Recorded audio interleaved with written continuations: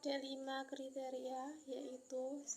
Komitmen dan tanggung jawab BPH, yang ketiga proses produk halal, yang keempat yaitu produk, yang kelima pemantauan dan evaluasi. 1. Komitmen dan tanggung jawab. Kriteria pertama ini komitmen dan tanggung jawab. Pemenuhan kriteria ini bisa ditunjukkan oleh PU melalui pernyataan tertulis pimpinan perusahaan bahwa mereka siap menerapkan dan menjaga terpenuhnya kriteria halal.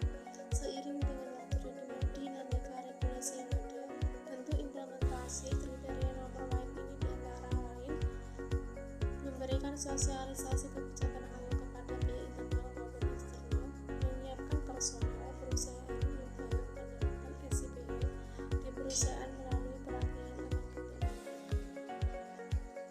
1. Kebijakan halal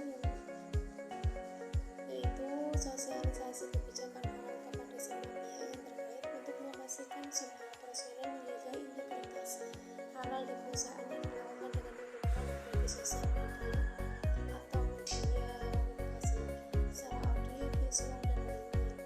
Yang kedua yaitu perusahaan menyimpan dan memelihara catatan atau bukti hasil sosialisasi kebijakan halal kepada semua pihak yang terkait, antara lain berupa notulensi rapat, terhadir rapat, dan lainnya. Yang ketiga yaitu penerapan pesta kebijakan halal dan edukasi halal di kantor, area produksi dan bukti, seperti yang disampaikan dengan poster organisasi sosialisasi kebijakan dan edukasi halal.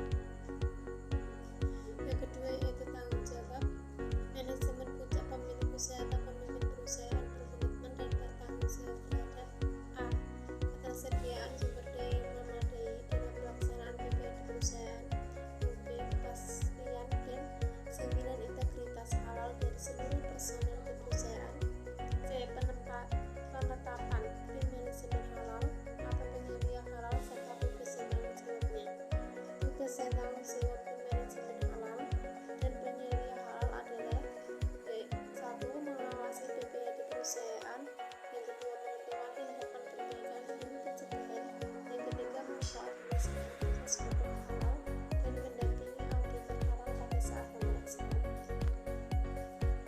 Tanggung jawab yang pertama yaitu menerapkan SIPH dan ketentuan peraturan perundang-undangan terkait SIPH, yang kedua menyusun rencana BPH, yang ketiga menerapkan manajemen risiko pengendalian BPH, yang keempat mengusulkan penggantian PM, mengusulkan pemimpin produksi yang tidak memenuhi ketentuan BPH, selanjutnya membuat laporan pelaksanaan dan pengawasan BPH, selanjutnya melakukan kaji ulang pelaksanaan BPH dan menyiapkan gelar serta pemeriksaan untuk kaum dan menentukan bukti memberikan keterangan yang benar selama proses pemeriksaan oleh auditor halal.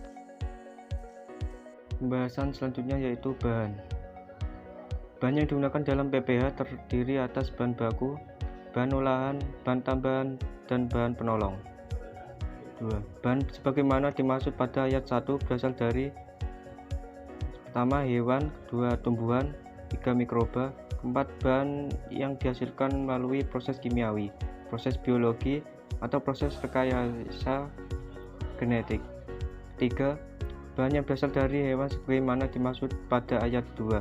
Huruf A pada dasarnya halal, kecuali yang diharamkan menurut syariat. Bahan yang digunakan dalam PPH atau proses produk halal menurut Undang-Undang 33 tahun 2004 pasal 17 sampai 20 ada 4. Pertama, bahan baku atau raw material, kedua bahan olahan proses aid, ketiga bahan tambahan atau adaptif, dan keempat bahan penolong. Selanjutnya bahan yang diharamkan sesuai fatwa MUI, yaitu babi, anjing, dan keturunannya. Selain itu, hewan yang disembelih tidak sesuai syariat Islam. Bahan haram yang ketiga yakni bangkai kecuali ikan dan belalang. Keempat, hewan darat bertaring panjang atau memiliki gading yang digunakan untuk membunuh mangsa atau bertahan diri.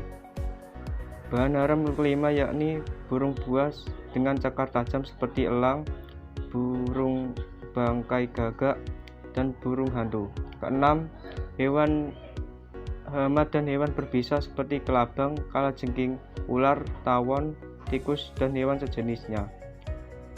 Ketujuh, hewan menjijikkan seperti kadal, siput, serangga, dan larva. Kedelapan, hewan termasuk burung dan serangga yang dilarang untuk dibunuh dalam Islam seperti burung pelatuk, burung hudhud, semut, dan lebah madu. Dan kesembilan adalah keledai dan bangal. Proses produk halal. Prosedur dan mekanisme penetapan fatwa halal secara singkat dapat dijelaskan sebagai berikut. Yang pertama, MUI memberikan pembekalan pengetahuan kepada para auditor LPPOM tentang benda-benda haram menurut syariat Islam.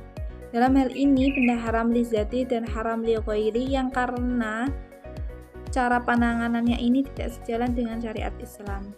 Yang kedua yaitu para auditor melakukan penelitian dan audit ke pabrik-pabrik atau perusahaan yang meminta sertifikasi halal.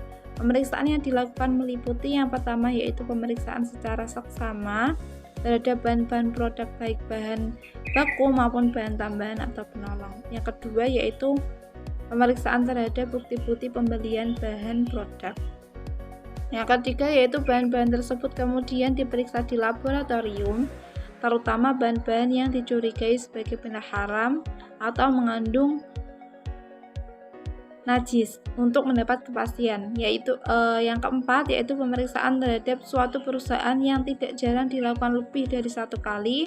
Kenapa? Karena ini tidak jarang pula auditor atau LPPOM ini menyarankan bahwa mengharuskan agar mengganti suatu bahan yang dicurigai atau diduga mengandung bahan yang haram atau najis dengan bahan yang diyakini kehalalannya atau sudah bersertifikasi halal dari MUI atau dari lembaga lain yang dipandang berkompeten jika perusahaan tersebut tetap menginginkan mendapatkan sertifikasi dari MUI. Proses produk halal. Yang pertama yaitu lokasi, tempat, dan alat PPH ini wajib dipisahkan dengan lokasi penyembelihan, pengelolaan, penyimpanan, pengemasan, pendistribusian, penjualan, dan penyajian produk yang tidak halal. Yang kedua yaitu lokasi, tempat, dan alat PPH sebagaimana dimaksud pada ayat 1 wajib dijaga kebersihan dan kehigienisnya, bebas dari najis, bebas dari bahan yang tidak halal. Yang ketiga yaitu ketentuan lebih lanjut dari mengenai lokasi, tempat, dan alat PPH ini sebagaimana dimaksud pada ayat 1 diatur dalam peraturan pemerintah. Oke, selanjutnya ada nomor 4 yaitu produk. Dalam bisnis ini, produk adalah barang atau jasa yang dapat diperjualbelikan. Dalam marketing, produk adalah apapun yang bisa ditawarkan ke sebuah pasar dan bisa memuaskan sebuah keinginan atau kebutuhan pelanggan. Terus dalam tingkat pengecer, produk sering disebut merchandise. Oke, selanjutnya ada klasifikasi dan jenis produk, yaitu yang pertama ada produk konsumsi, ada produk kebutuhan sehari-hari, terus ada produk belanja, produk khusus, terus selanjutnya ada produk industri, yaitu ada bahan baku dan suku cadang, barang modal, dan perlengkapan barang modal, terus selanjutnya perlengkapan dan layanan bisnis. Terus atribut produk meliputi yang pertama ada branding dan merek, pengemasan atau packing, kualitas produk atau produk quality. Terus ada tingkat produk, ada tingkatan produk terbagi menjadi 3 kategori, yaitu pertama produk inti atau core produk, yang kedua produk aktual atau actual produk, yang ketiga ada produk tambahan atau additional product. Terus yang kelima ada pemantauan dan evaluasi, yaitu sistem jaminan halal atau SJH adalah suatu sistem yang digunakan untuk memastikan bahwa produk yang dihasilkan oleh suatu perusahaan memenuhi persyaratan halal dan terus diproduksi secara halal. SJH terdiri dari 5 rukun, yaitu yang pertama komitmen dan tanggung jawab, yang kedua manajemen halal, yang ketiga pemantauan dan evaluasi, yang keempat audit internal dan eksternal, dan kelima serta penanganan non halal.